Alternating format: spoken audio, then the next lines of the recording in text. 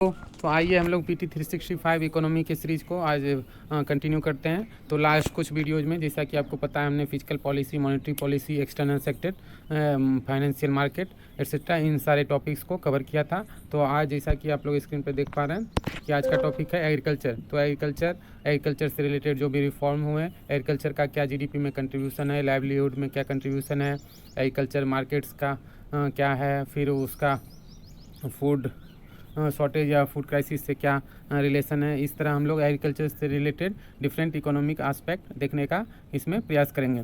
तो आइए सबसे पहले अभी जैसा कि आपको पता है 3 फार्म लॉ का पूरे देश में 3 फार्म लॉ को लेके डिस्कशन है। बहुत सारे फार्मर्स इसको लेके लंबे समय से प्रोटेस्ट कर रहे हैं और इसमें लेकिन बहुत स्टूडेंट्स को इन 3 लॉ में क्या क्या लॉ हैं उसके बारे में क्लैरिटी नहीं है। तो उसे आज हम लोग सारे उससे रिलेटेड जितने भी कन्फ्यूजन है उसे दूर करने का प्रयास करेंगे।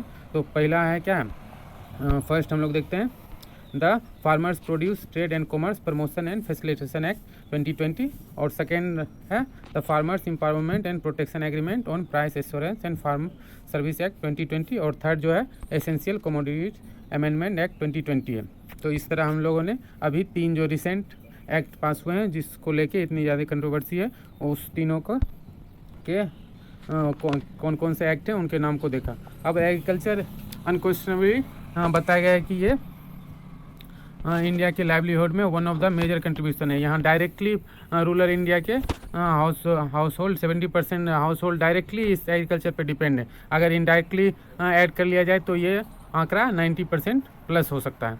तो इस तरह और सबसे बड़ा लाइवलीहुड सेक्टर और ये वर्ल्ड के जीडीपी में इंडियन एक्सपोर्ट 2.15% एग्रीकल्चर ट्रेड का पार्ट है और 7% agriculture outputs comes from India. Total world के जितने भी एग्रीकल्चर प्रोडक्ट हैं उसमें से 7% इंडिया के एग्रीकल्चर प्रोडक्ट्स हैं। उसके बाद 82 फार्मर्स, लेकिन यहाँ के क्या है, स्मॉल और मार्जिनल फार्मर्स क्या होते हैं, जिनके पास लैंड लेस देन 1 हेक्टेयर होता है। उसके बाद हम लोग देखते हैं कि ये तो सही है कि मतलब ये इतना ज़्यादा इसका इंपॉर्टेंस है, लेकिन जब हम लोग देखते हैं जीडीपी में इसके कंट्रीब्यूशन को लेके तो टोटल वर्कफोर्स के अराउंड 44% पॉपुलेशन इसमें वर्क करती है, लेकिन हम लोग जीडीपी के मात्र एग्रीकल्चर 18% ही कंट्रीब्यूट करती है। ये एक हमारे लिए एक प्रॉब्लम चैलेंज का विषय है। जबकि सर्विस सेक्टर में ऑलमोस्ट सर्विस सेक्टर 55% के अराउंड जीडीपी में कंट्रीब्यूट करता है और उसमें लाइवलीहुड टोटल वर्कफोर्स के मात्र अराउंड लेस देन 30% है। तो इस तरह हम लोगों ने इसके चैलेंजेस देखा। अब रिफॉर्म आप लोग बताइएगा, इतना ज़्यादा प्रोटेस्ट हो रहा है तो ये इस रिफॉर्म लॉ को वापस क्यों नहीं ले लिया जाता है, इसमें क्या इशूज हैं, क्या नीड है इस रिफॉर्म की, किसी ने डिमांड तो किया नहीं। बहुत लोगों का ये जस्टिफिकेशन होता है लेमैन टाइप का कि मतलब ये अभी किसी ने डिमांड तो किया था नहीं तो, लेकिन देखिए क्या नीड है। एक तो फार्मिंग नॉन रिमेनरेटिव होते जा रहा है कि इसमें फार्मर्स का बहुत लेस इनकम है। अब फार्मर्स एक लार्ज चंक 44% और 70% रूरल इंडिया के लोग इस पर डिपेंडेंट हैं। अगर उनका वेलफेयर नहीं होगा तो ओवरऑल इकोनॉमी में और ओवरऑल कंट्री में लोगों का लिविंग स्टैंडर्ड नहीं बढ़ेगा। तो उसके लिए फार्मर्स के इनकम को इंक्रीज करना जरूरी है। तो एक तो नीड ये हो गया। सेकेंड, एपीएमसी मार्केट, जो भी एग्रीकल्चर प्रोडक्ट्स का मार्केट है उसमें कैपिटलाइजेशन और कंपटीशन बहुत कम है। तो उसको जो आपको पता है जैसे कि कंपटीशन जहाँ कम होगा वहाँ उस तो कंज्यूमर्स को या वहाँ के लोगों को उतनी एक्सलेंसी नहीं आ पाएगी और वो अच्छा सर्विस या प्रोडक्ट नहीं मिल पाएगा, लोगों के पास चॉइस कम हो जाएगा। तो उसके बाद कमीशन और मार्केट फ़ी वगैरह एपीएमसी मंडीज़ का बहुत ज़्यादा उसके बारे में कंप्लेन था। उसके बाद highly restrictive in promotion in multiple channels of marketing. तो इस तरह हम लोगों ने नीड देख लिया, एग्रीकल्चर का इंपॉर्टेंस देख लिया इकोनॉमिक पॉइंट ऑफ व्यू से as well as livelihood point of view से। उसके बाद हम लोग आते हैं फर्स्ट जो लॉ पास किया गया है, इसमें देखते हैं क्या है, agriculture produce and trade and commerce promotion and facilitation act में। इसमें जैसा कि अलाउ किया गया है इंटर स्टेट और intra state trade of farmers produce outside the physical premises of market yards of market APMC act और second other markets notify under the states APMC act. Second इसमें ये भी इलेक्ट्रॉनिक ट्रेडिंग के लिए permission दे गया है कि डायरेक्ट ऑनलाइन बाइंग और सेलिंग प्रोडक्ट्स का इंटरनेट के माध्यम से कर सकते हैं। उसके बाद द फॉलोइंग में एस्टेब्लिश ऑपरेट्स कंपनीज पार्टनरशिपिंग फर्म्स या एफपीओज या कोऑपरेटिव सोसाइटी किसी भी तरह के लोगों के साथ इलेक्ट्रॉनिक ट्रांजैक्शन कर सकते हैं। और इसमें एक और कदम जिसको लेके स्टेट गवर्नमेंट सवाल खड़ा कर रहे थे कि इसमें prohibits state government from levying any market fee और cess on farmers traders and electronic trade platforms produce conduct in outside trade area. तो इसमें मार्केट फ़ी को एबलिश करने की बात कही गए थे, जिसको लेके एक सवाल खड़ा किया जा रहा था। तो हम लोगों ने फर्स्ट एक्ट देख लिया, क्या था, farmers produce and trade and commerce act. अब सेकेंड पे आते हैं। सेकेंड है farmers empowerment and protection agreement on price assurance and farm service act. इसमें क्या है हम लोग देखते हैं। तो इसमें एक्चुअली जो भी फार्मर्स किसी के साथ एग्रीमेंट करेंगे वो बायर्स के साथ या अपने प्रोड्यूस को सेल करने के लिए, तो वो उसका क्या प्रोसेस होगा और किस तरह का एग्रीमेंट किया जाएगा और फार्मर्स को किस तरह सेफगार्ड किया जाएगा, उसके बारे में कुछ प्रोविजन दिया हुआ है। इसमें बताया गया कि minimum period of agreement will be 1 crop season और 1 production cycle of livestock और the maximum period is 5 year unless the production cycle is more than 5 year.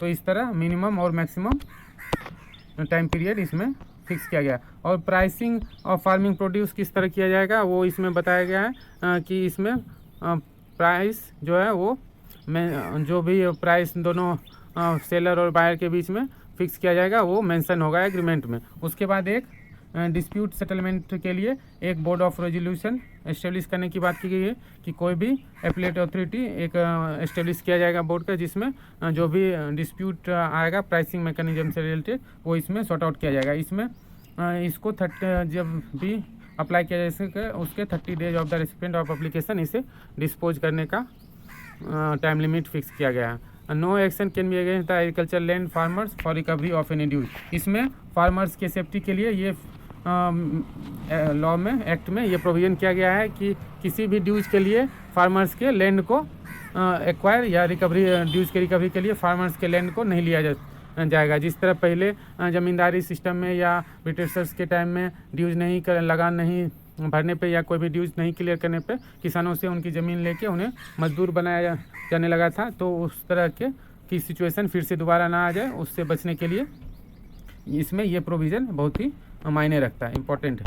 और थर्ड जो कि एक एसेंशियल कमोडिटीज़ अमेंडमेंट एक्ट है। ये actually जितने भी टाइप के अलग अलग सप्लाई फूड आइटम्स हैं जैसे cereals, pulse, potatoes, onion, edible oil, oil seeds, oils, extraordinary situation में war, famine, extraordinary price rise, natural calamity, इन सब के टाइम में सेंटर के पास ये पावर था, सेंट्रल गवर्नमेंट के पास, कि इन सब को रेगुलेट कर सकता है। तो इसलिए एसेंशियल कमोडिटी एक्ट 1955 में सेंट्रल गवर्नमेंट को ये एम्पावर किया गया था कि इन सब प्रोडक्ट्स को प्राइस को रेगुलेट और production, supply, distribution, trade, commerce इनका को रेगुलेट कर सकती है। उसके लिए एक एक्ट लाया था। लेकिन स्टॉक लिमिट इस बार इसमें अमेंडमेंट में किया गया कि इन पे अब कोई भी स्टॉक लिमिट नॉर्मली इम्पोज नहीं किया जाएगा। स्टॉक लिमिट में भी इम्पोज ओनली है। अब इसमें 2-3 कंडीशन दिए गए हैं कि किस कंडीशन में स्टॉक लिमिट इम्पोज किया जा सकता है। पहला कंडीशन ये है 100% increase in retail price of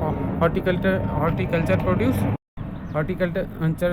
second है कि 50% increase in the retail price of non perishable agriculture food items. तो इस 2 कंडीशन में इसमें स्टॉक लिमिट को इम्पोज किया सकता है। The increase in price will be regulated over the price prevailing immediate preceding in 12 months और एवरेज 5 ईयर। तो इस तरह किया जाएगा। अब एक सबसे इम्पोर्टेंट और डिस्कशन या जो इशूज़ हमेशा न्यूज़ में रहता है वो है MSP, मिनिमम सपोर्ट प्राइस।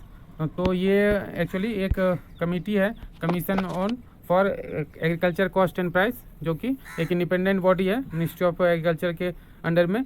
तो ये MSP के अंडर में एक टोटल इंडिया में 24 प्रोडक्ट्स का 23 + 1 शुगर मतलब 24 प्रोडक्ट्स का टोटल ये रिकमेंड करती है मिनिमम प्राइस जिस पे कि गवर्नमेंट प्रोक्योर करेगी। तो इसमें 23 कमोडिटीज़ में 14 खरीफ के और 7 रबी क्रॉप के और एक शुगर का है। तो इस तरह इसमें रिसेंटली एक बिल पास किया गया है और उसमें लोगों को ये एप्रीहेंड हो गया कि हो सकता है MSME रिजीम को डिसमेंटल किया जाए। तो इसको लेके भी फार्मर्स बहुत ज़्यादा पैनिक हो रहे थे और गवर्नमेंट से डिमांड कर रहे थे कि MSP रिजीम को लीगल किया जाए। तो इस तरह हमने देख लिया किन के रिकमेंडेशन पे कैबिनेट MSP अनाउंस करती है और किस तरह ये फंक्शन करता है और किन किन क्रॉप्स पर ये फंक्शन करता है। इसमें हम लोग 14 टाइप्स के खरीफ क्रॉप, 7 टाइप्स के रबी क्रॉप्स और अदर्स में जूट और कोपरा। तो खरीफ में देख लेते हैं क्या क्या है।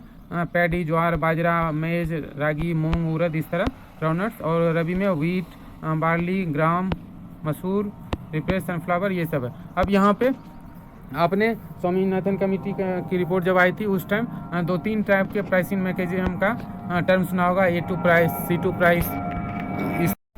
तो इसमें हम लोग देखते हैं A2 क्या है और C2 क्या है। A2 एक्चुअली जो भी एग्रीकल्चर क्रॉप्स को प्रोड्यूस करने में जो कॉस्ट आता है, एक्चुअल कॉस्ट, उसे A2 कॉस्ट कहते हैं। A2 प्लस FL हो जाता है टोटल एक्चुअल कॉस्ट प्लस उसमें फैमिली लेबर जो लगी रहती है उसका जो भी लेबर कॉस्ट आएगा वो भी ऐड हो जाता है। C2 क्या है? Comprehensive cost including rent and interest on by land and capital. Actually इसमें जो भी लैंड होता है फार्मर्स का, अगर वो उस पर खेती नहीं करेंगे तो कुछ तक उसका यूज होगा, तो उस अपॉर्चुनिटी कॉस्ट को भी इसमें ऐड किया जाता है। और जो भी एग्रीकल्चर कैपिटल जैसे ट्रैक्टर और भी जो एग्रीकल्चर कैपिटल यूज किया जाता है उस पर जो रेंट होगा उसको भी इसमें C2 प्राइस में ऐड किया जाता है। तो इस तरह स्वामीनाथन कमेटी ने रिकमेंड किया था कि 50% of cost of C2 should be added in profit component of the MSP C2 के 1.5 गुना दिया जाए।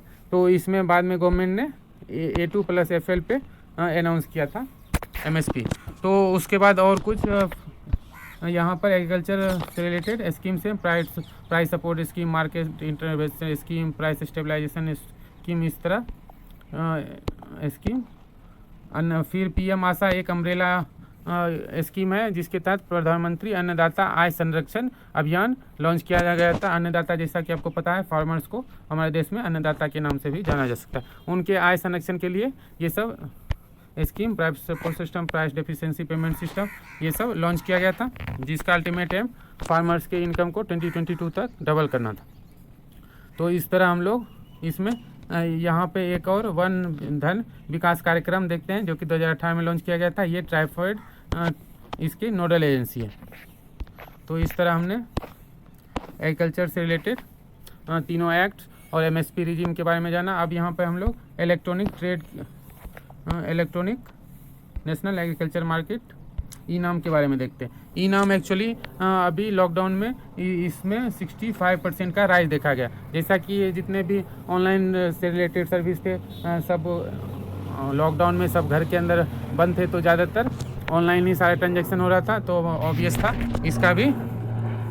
इसका ग्रोथ भी 65% हुआ। ई-नाम एक्चुअली एक pan India electronic trading platform है जो कि एक नेटवर्क एग्रीकल्चर मंडी को इंटीग्रेट करने के लिए, यूनिफाइड करने के लिए इसे लॉन्च किया गया था। इसके अंदर ये एक्चुअली एक ऑर्गेनाइजेशन है ministry of agriculture under SFAC, small farmers agri business consortium, जो कि लीडिंग एजेंसी है ई-नाम को इम्प्लीमेंट करने के लिए। ये 2016 में इम्प्लीमेंट किया गया था।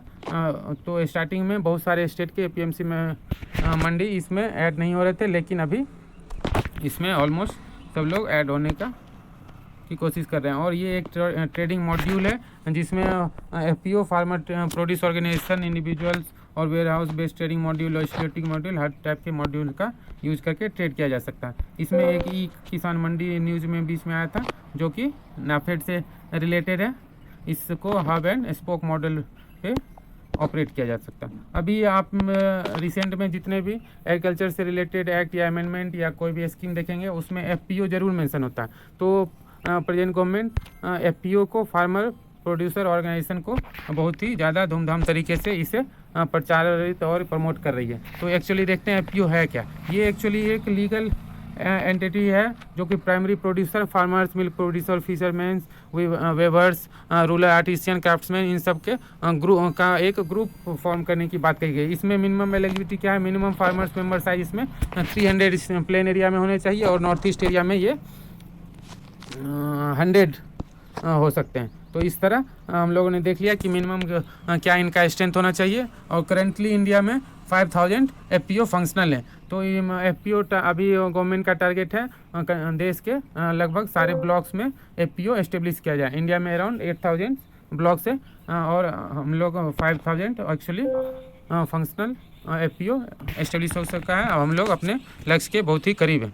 तो इस तरह हम लोग देखते हैं इसमें एक क्लस्टर अप्रोच यूज किया जाता है और नेशनल प्रोजेक्ट मैनेजमेंट एजेंसी इसमें और different important agency like NABARD, cooperative society, SFAC, state and union territory इसकी इम्प्लीमेंटिंग एजेंसी है। तो इसमें FPO को बहुत सारे स्टेट गवर्नमेंट और के थ्रू इन्हें ग्रांट्स वगैरह दे के इसके फाइनेंशियल स्ट्रेंथ को अच्छा किया जा रहा है। SFAC के बारे में कुछ देखते हैं, ये क्या है। SFAC एक्चुअली 10,000 इनका टारगेट था 19-20 से लेके 10,000 FPO एस्टेब्लिश करने का, जो कि मिनिस्ट्री ऑफ एग्रीकल्चर के अंडर में एक इम्पॉर्टेंट ऑटोनोमस बॉडी है जिसका मेन एम अभी FPO और ENAM को देखना है। तो इस तरह हम लोगों ने SFAC के बारे में जाना। तो हम अब नेक्स्ट वीडियो में हम एग्रीकल्चर इंडेक्स और कमोडिटीज़ और एग्रीकल्चर एक्सपोर्ट से रिलेटेड चीज़ों को देखेंगे। इस वीडियो में हमने आइए एक बार रिकैप कर लेते हैं क्या क्या हम लोगों ने देखा। तो सबसे पहले तो हम लोग ने अभी रिसेंट पे 3 एक्ट जो अमेंडमेंट एक्ट लाया गया था उसके बारे में जाना अलग अलग, और उसके बाद हमने MSP रिजीम को देखा। उसके बाद हमने MSP रिजीम के बारे में देखा, फिर डिफरेंट टाइप्स के क्रॉप्स, उसमें कौन कौन से क्रॉप्स में MSP मिलता है, और A2 और C2 प्राइस के बारे में बात किया। फिर ENAM, FPO, SFAC और भी कई सारे ऑर्गेनाइजेशन के बारे में बात की। तो अगर आपने अभी तक चैनल को सब्सक्राइब नहीं किया है तो प्लीज़ इसे सब्सक्राइब करें। Thank you so much.